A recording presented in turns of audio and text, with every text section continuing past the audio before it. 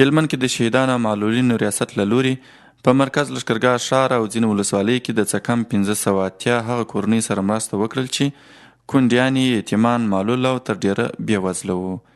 د شهیدانو او معلولینو ریاست د ټولنیزو خدمتونو مدیر نوید احمد وایي دا د هغه کورنۍ سره مرسته وه چې د شهیدانو او معلولینو ریاست تر پوره بررسۍ وروسته په لښکرګاه ښار، ناوه، ګرشک، مرجع او نادعلي ولسوالیو کې له دې کورنۍ سره کیږي.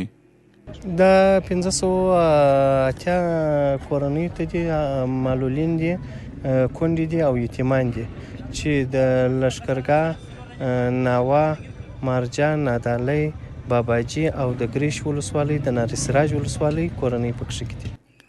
له دې سره بیا یو شمېر مرسته ترلاسه کوونکي وایي خوښ دي چې د روژې میاشت کې د کورنۍ سره د خوراکي توکو مرسته وسوه او لاسنیوی کیږي.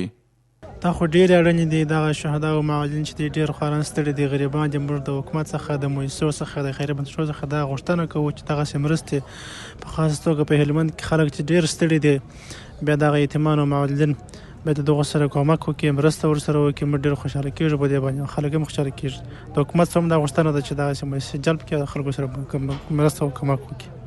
دا مرستې خو نو دغونه ګټورې دي او زه خپل هېڅ شی مې نه درلودی، بس دغه وړه، دغه وریجې، دغه ګونۍ چې هر شي ته وګورم او بل شی مې یېري چې هم شکر چې دا شی پیدا سو. نو دا د دغه مسکینانو دپاره، د دغه معلولینو دپاره ډېرې اړینې دي، ډېرې خوندورې دي.